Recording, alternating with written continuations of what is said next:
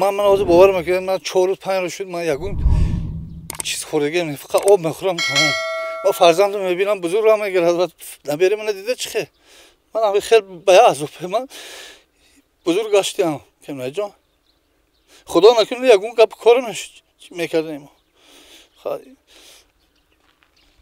اداره بایتاری اومدن می سگه دیدن دوتا همون بایتاری اومد بچه‌ها میگه گفتن که ما از تلفن میکنیم کیم میاد اینا میقپد چیکار میکنن گفتن موندن رفتن نمیدونم با چیکار کنم یا ارگаш محمد توشف جبر دیده است که نه تنها خودش بلکه فرزند و نبیرش از زخم دندانی سگ آسیب جدی دید. هرچند ارگش محمد توشف خود را از حمله سگ امین نگاه داشت اما دختر و نبیره وی زیر چنگال حمله ناگهانی سگ مانده آسیب دیده است. این حادثه بیگانه سنه 5 ایون رخ داده است.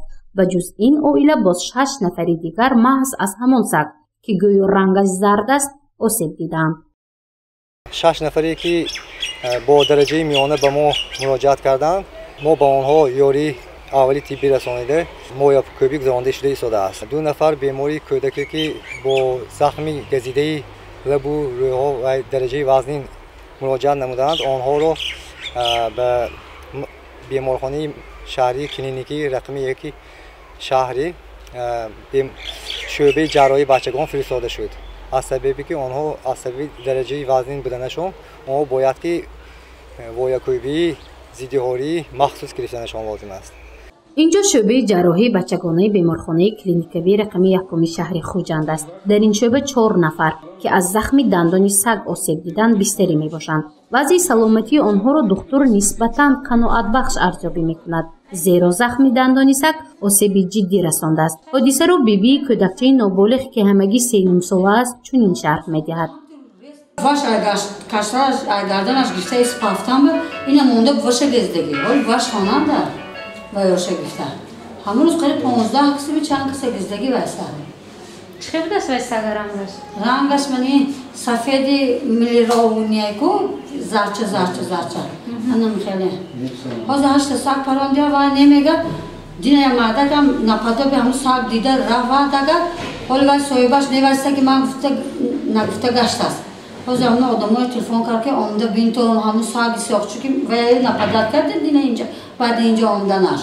Va soybash bagardan gifta os hamu و سگ بیسوی بخنده میگذاری بیسوی پور و میکروفون مو و کوچولگلا پور و نمیدونم یکی میگم مهرنگ صابر و هم خودش و هم کودکش از زخم دندان سگ آسیب دیده است. کودکش در بیمارخانه بستری می باشد. خودش طبابت را در نقطه آسیب شناسی شهر خوجند دوام داده ایستاده است. حادثه حمله سگ به وی و کودکانش بگویی تقریبا ساعت 18 3 روز قبل از این رخ داده است. این زن میگوید که سگ از اوچسکه‌های نوبنیاد که در بالای میکروناحیه سیوم است به پایان فرآمده است. از روی نقلش گویا حیوان گرسنه و تشنه بود. بچه‌ها بازگشت گفتیم.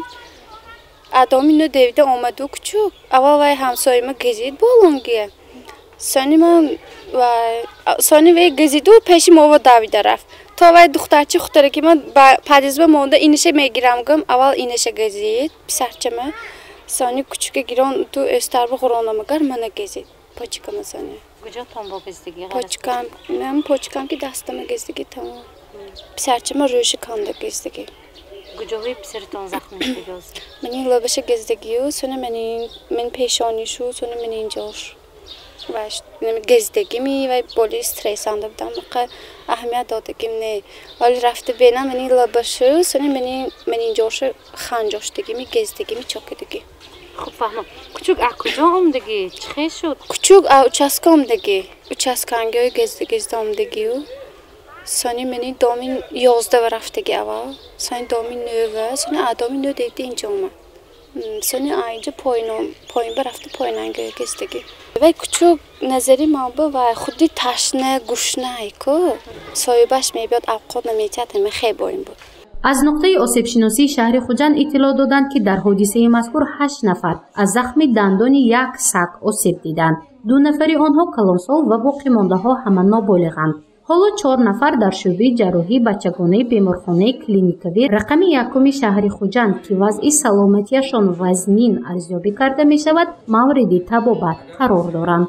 اون یاری اولینی که بیماران ضرور بود این گذراندن پیش درمان کنیم сони баъд шустани захмҳои саг газида бо маҳлули собунин, сони баъд безараркунии захмҳо бо ёди 5%, ҳамаш сари вақт гузаронда шуда малҳамбандӣ карда шуд ва баъд аз дастрас кардани ҳамон он дорвориҳои зидди бемории хориқи ба беморон зарур буд ба намуди аик, антирабиски иммуноглобулин ва ваксини какав, ҳамаш ба беморон ҳамон рӯз соатҳои аввалини баъди бистарӣ гузаронда шуд.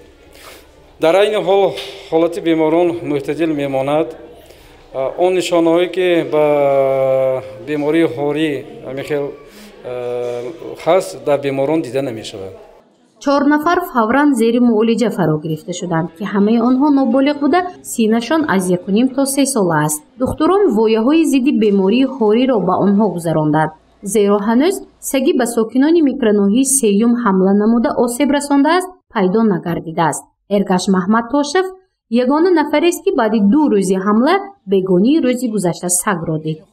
саг амиҷа ба ами хунаш ба дина ман гуфтам ки ман ба те ман ҷа клетка ҳай дурада маҳкам кунам гум арғамчина гирифти почкаш қити вай кард бурумад гирехт дута байтори ҳам буд коргарои байтори буд амиҷа мисол мана ин коргарои ман амиҷа буд пеши мананда ман гуфтам ман ба те ман ами клетка ҳай ман дурада маҳкам кунам 7-8 рӯз бо агар ҳамин вай набоша ман туба метавам бо сагита гирезунду мама бегоҳи рӯзӣ буд гирезун ин 3 рӯз 4 рӯз бо як бор мебуд об афқон метавад вай ба ҳозир худаш ҳаво баланд ҳамаи одамизод як рӯз ба 4-5 литр об мехӯрад ва ҳайвон бошад оё хӯрокаш ҳайме оё обаш набудме.